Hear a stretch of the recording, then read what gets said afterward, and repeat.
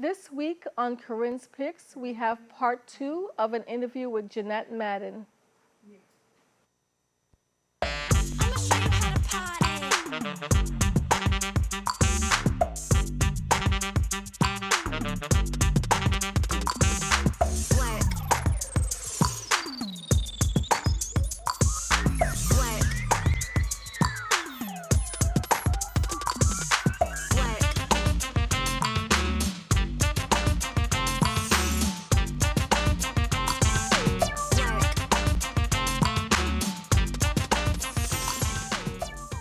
Welcome back to Corinne's Pick. This is part two of an interview with Jeanette Madden. We're honored to have her back on the show. When she was in the show, the last time we talked about her two bodies of work, basically her series that were more traditional painterly works, and we were getting into discussing her her digital work. So on this episode, thank you for coming back, Jeanette. Well, So I was just telling the audience that this show is primarily about your digital works and your journey as a digital artist. So can you just briefly discuss what your digital work was about for those who are just tuning in? what I can do is say how the transaction happened. I'm sorry, transition. I have a background in graphic design, so I was always very comfortable with digital tools. And I began to use the iPad as part of another career as a caricature artist doing live events on the iPad. And then I just began to use it as a fine art tool and have been amazed and delighted with what I could do. It's also sort of like a mission of mine to share that with people. I offer free classes. Come, I'll sit with you. I've done meetups. I have done a workshop. I just feel like when I find something that's wonderful, I just want to share it. It's not for everyone, but it's pretty amazing. And I've seen people light up like Christmas trees when they get it. Well, just in interviewing you and talking about comparing the two careers that you've had, as a fine art painter, doing traditional art, and now doing, as a fine art painter, doing digital works. One thing that comes to mind is that my experience with painting is that it's a constant issue, dealing with materials and storage. Those of us who live in urban centers, who really, where our home is being used as a studio, it must be liberating to not have to worry about storage or even, some of the caustic materials that we sometimes use in painting. Working digitally is very different in that you can do it anywhere, anyhow. I could be laying on my back in bed, propped up on one elbow. The space I formerly set aside for artwork now is returned to being my space for other things, and it's not dormant when I'm not doing work, which seems like a waste. Anyway, I like it. I like sitting in the bed. I like sitting in the coffee shop making art. That's true because literally you can make art. You can make art in the middle of the woods and planet Venus. You can go almost anywhere to do Yeah, digital art. That is true. That is true. yeah. So let's get back to exploring your works in a digital format. Let's look at the first slide of this program. Okay. Okay. This was when I began to shift. The spoken word was first, and then there was a variety of things that kind of came through, and then I got into this series with women's figures. And again, they were very expressionistic in that I would ground the piece with the figure, but what happened after that is just what happened. And there's not much else to say about it, but you could see the layers of the pattern that I liked, and then there's different ways I could color edges in the foreground, etc.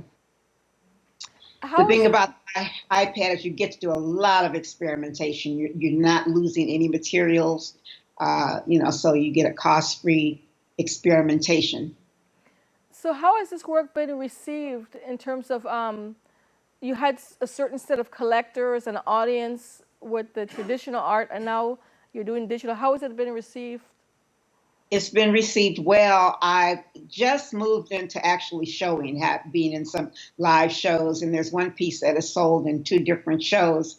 So I tried putting three different pieces that were different styles to see how they'd be received, and the response was good. Oh, fantastic. Okay, so let's look at the next piece. Oh, that's your background. I think I talked about this one already. In the other episode. Yes. Oh, okay. Yeah, The this is background, the right, background right. piece. Okay, sorry about that. Yeah, this is a digital image, and it really shows the power of using layers with this program and borrowing images and remixing them so that you can see there's two patterns, and there's a photograph of the Alvin Ailey dancers, and then I just got to play with it and do whatever I want with it. I made the image of the dancers big up in the upper left-hand corner. I moved it around. I didn't like it. I silhouetted it. I could do all this and undo it and continually go back to where I was. And I guess for some people that's cheating, but I always did like that undo button on the computer. Okay, can we have the next image? Okay, that's a recent one. Again, the same as another one you showed in the previous episode, images which I thought was such a wholesome, healthy time in Black Americans' lives, and that was like the 40s and the 50s when we were self-contained and in some ways had to be because it was ourselves and each other. And there's a lot of wholesome images, strong, powerful, and then of course we're African, so that's in there too. But I really want to honor the American experience and cultural creation that we did here out of survival and out of spirit. So, when I lived in the Bay Area, we were surrounded. We basically was almost like a virtual village of painters. We knew so many painters. We're all friends. Um, how do you find camaraderie with the digital format? I know, like we used to meet and we used to talk about painting and be influenced by each other or share information with each other. Have you found a group of people who are also doing digital art, or do you find that basically you're kind of the pioneer in our little group? Oh yeah, I'd say I'm the pioneer, and some people actually poo-poo it. The way I've been creating community is by sharing. I've done it with artist friends, Anna Edwards. I've sat and worked with her several times and just meet in the coffee shop and tutor her. I have one paying student. I just did a workshop. I had a meetup for somewhere between 4 and 6 months where people just came. It was free. I just feel strongly about sharing it. It's good news. Here, I'm giving it away. So that's how I'm creating the community. I'd say the first that looks like it might be ongoing is the one I'm doing with Randolph Bell and his wife. Okay, I'm sorry, her name won't come to me right now. But at any rate, it seems like a place where I can come and people are flowing through and we can share and teach. And I'm sure that you're getting a lot of converts too, because I know when we initially talked about you appearing in Corinne's pics, I primarily was interested in your traditional pieces, but after you actually sent me um, a number of a file with a lot of paintings, I actually became actually an admirer of the digital art. I actually showed only five images of your traditional work in the last episode, and I think I'm a little bit of a convert. I actually really like this body of work. You see that it's become my favorite set design. So I And think see that that I think you're an that's all it's about, evangelist. acceptance and the fact that, I mean, before there were paint brushes, people did something else, and somebody probably said, what? They're not grinding their own pigments? They're getting paint in a tube, no fair. So it just keeps changing and evolving. And it's just that the digital age has brought such a leap in terms of tools. Everything that we do there's just a leap. I think there's similar conversations happening in photography, because I know, especially in filmmaking, there was a time where the only way of making a film was 35 millimeter, and it had to be sent out to be developed, whether it was just for single shots or you were actually making a movie. And Right? now, the majority of people are using digital movie cameras and digital regular cameras for Yeah, still shots. yeah. And it changes, the way people do things because you can edit and you don't necessarily know what was really in that original image. So it's just creating other issues and problems as well as really good things. And also financially, I mean, I can't say that being a fine artist is something that is not expensive. Buying a canvas can be pretty expensive. A good quality gessoed canvas, quality paints. You can buy cheap student grade paints, but to really create big beautiful works of art, it is expensive. Whereas you basically have a computer program where I don't think you're spending $1 to create a beautiful image. Well, the initial investment, can be a bit depending on the size that you buy and the storage and things like that. And it's probably anywhere from say $600 to $1,000. Having multiple uses, I paid for it pretty quickly, using it for digital. So now it's for digital caricatures. So moving forward until it breaks down or something, I have a blank canvas at all times. I have a infinite sketchbook. Well, definitely, the the market and pricing, and there's definitely a financial aspect to my art career, in that um, I look at unsold paintings and how much the framing costs, how much the canvas and paint costs, and seeing a painting leaned up against the wall represents money to me, even in terms of the choice of what to paint. One of the reasons I got into graffiti art was because it was selling. So it became a profit motive. Whereas you can create thousands of images and it doesn't really matter if it sells or not. Yeah, it's just stored there in the on the hard drive or the external drive or whatever, and it's always accessible and it's always there. I love it. I used to put my art, even my previous art, I would scan it and I might put it on a T-shirt or a hat or a mug, and that was fine. But this is just ideal for that. And I now I would not put my artwork on a T-shirt or a hat, but there's other uses of digital printing. Okay, so let's look at the next image. Okay, this was again where I first started getting into the female figures and using the pattern behind them and not knowing what was coming, and it would just be wonderful. There were no real preconceived notions of the composition or how much the pattern would show and where and the color. So it's amazing that the iPad has really given me the path to expressionism, to be more expressionistic than preconceived.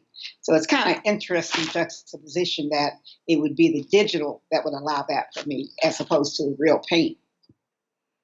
And this piece, that piece in particular, it just, I'm astounded that that is not blended by hand, that that's actually was done by a computer. The iPad is amazing. There are several apps I've worked with, and some that look like when you use it, it's like you're using a brush and oil paint. It blends, it builds, it's thick, it's thin. And even now, every time I use it or see it, my mouth drops because I still can't understand how they were able to engineer that. Um, the iPad, it's like anything you can imagine, pretty much you can do. Um, I know that's a pretty wild statement, but there's some version if it's 3D, if it's a montage, collage, sculpture, there are ways you could emulate that with the iPad. And I know that some digital artists are actually creating digitally and having it printed onto canvas, and then sometimes going over Yeah. it, like certain parts of it, Yes. with paint and selling it as an original, because Yeah. there is a little bit of hand painting. Right. Right. I don't know what they would call it, but that's a nice way to work. The most I've thought about with that is actually to coat it with a medium, like with an acrylic medium, to give it some build up and some texture. But Okay. then, if someone's ordering a print from you, you're really left out of that loop, because what I'll do if someone orders, I order directly from the house that prints and send it directly to the customer. So I'm not getting any hands-on time once the order is placed. We're going to go to a break now. We have some PSAs to show, and then we'll come back and talk a little bit more about your digital art. Okay.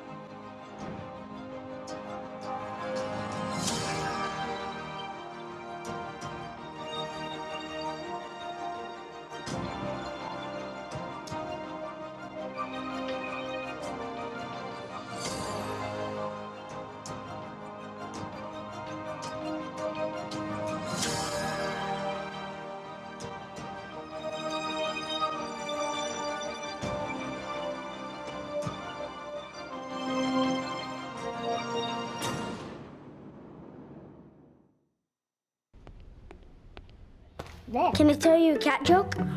Just kidding. Why did the girl ask the mushroom to dance? Because he was a fun guy. What do you call a pig that knows karate? Pork chop. So how does a tissue dance? Put a little boogie on it.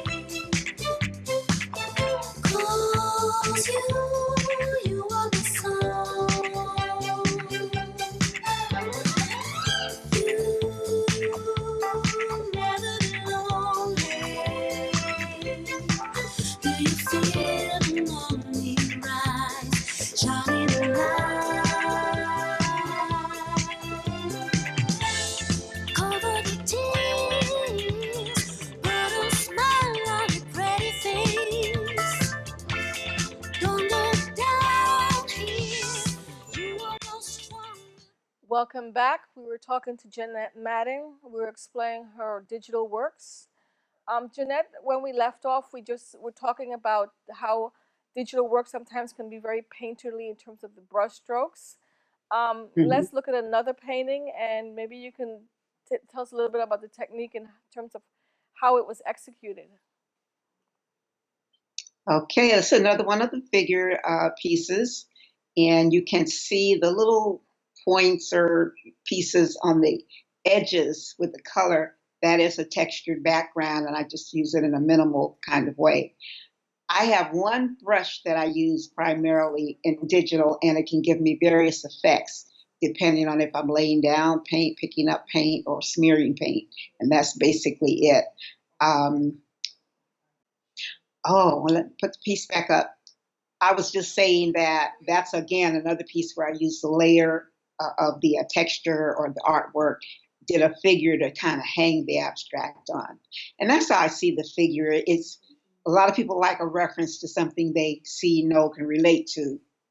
But for me, it's just the hanger for the abstract, for the expression to come through spontaneously.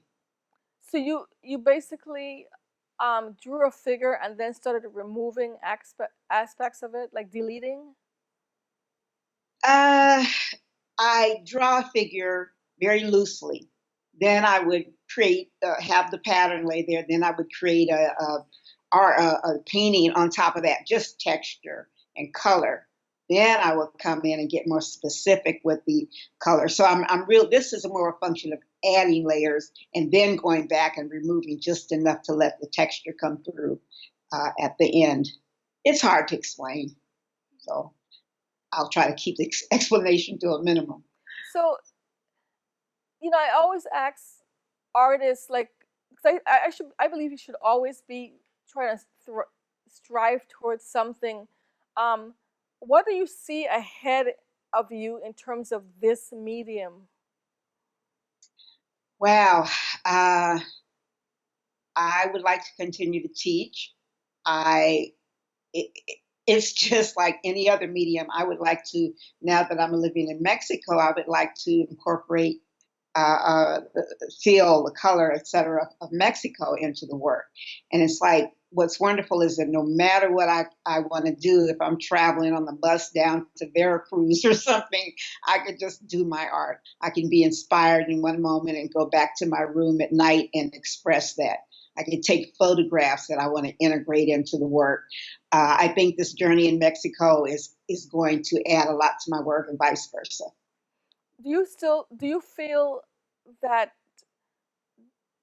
this work is still challenging for you? That do you feel challenged in using digital media? No, I don't, because I had so many years working on the computer doing graphic design. So for me to get onto the iPad is a piece of cake technically, and I've earned my skills, I've earned my voice. So now I'm able to just enjoy it. I still get, into the periods where I'm fallow and it's like I've been sending this for a couple of months. Oh, I don't know what I'm gonna do next. Where, come. But it's the creativity is not ready till it's ready, and I'm beginning to feel the beginnings of that now. So it's the same pattern in terms of creative process, but it's kind of like I had the experience and the practice and all the stuff that now I have command of my media, and right now it's digital. But before you describe your traditional work as an inner journey, how would you describe this work? What is the journey here? Well, I think it's just like I've grown and I've healed and whatnot. The work is in a similar way. It's not as dark. It's like before, as I presented those images, that's what I was doing. I was exploring those deeper, darker recesses. Now it's more like I'm able to be more creative in the sense that it's not some necessity pulling me. It's more like a free expression. It's not based on angst and the things that I was going through. It's now based on it's freer to me. It's kind of like I cleaned out the attic. Now I can use the attic. Okay, so I think we have one more. Actually, we have two more images that perhaps you can talk about for us. Okay. Back to this again. These are my most current pieces, and again, it's that 1940s photos. I mean, these were our grandmothers. These were the women. They didn't play. You sat in church and you squirmed, you get popped. It was like it was the village, and these were our seniors. These were the people that we all looked up to and respected. Respected. That's an important part of it.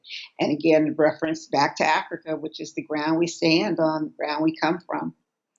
But these sisters, it's like each of those images is something so fierce about them, just like strong and serious, and I don't play. There's no insecurity, there's no doubt. You're looking at that face or that photo, and this person is completely who they are, without doubt. So are those literally your family matriarchs, or those are just found images? They're found images. Okay, all right. Okay. I think it's really interesting for the artist to know that your family was actually um, part of that hidden history of the Trail of Tears. Yeah, So, yeah. so a lot of And people. I hadn't thought of it, but that at some point might become the source of a piece. That was just the most fascinating information, that the Indians marched out the Trail of Tears with their cattle and their slaves. Right. And so that's how my mother, her father's side of the family, got to Oklahoma. And some of the slaves were actually family members too.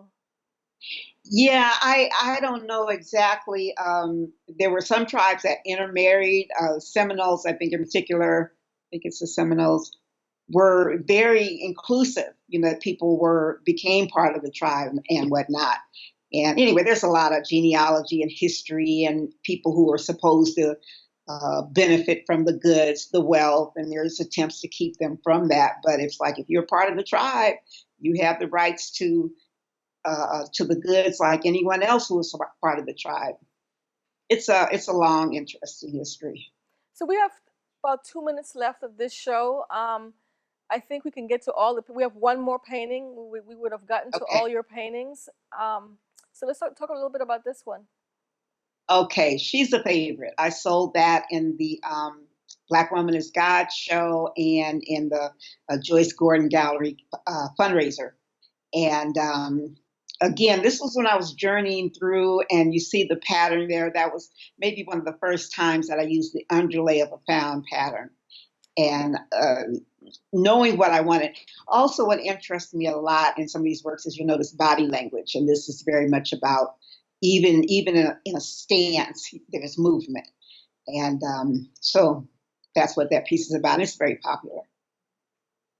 So Jeanette, you certainly have converted me to digital, the digital media, and I think I will try my hand at doing a digital painting.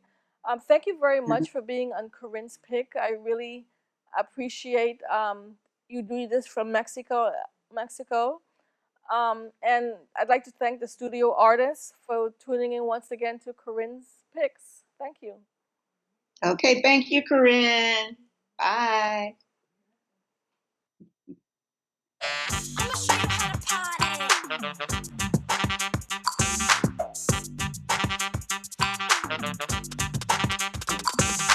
Work.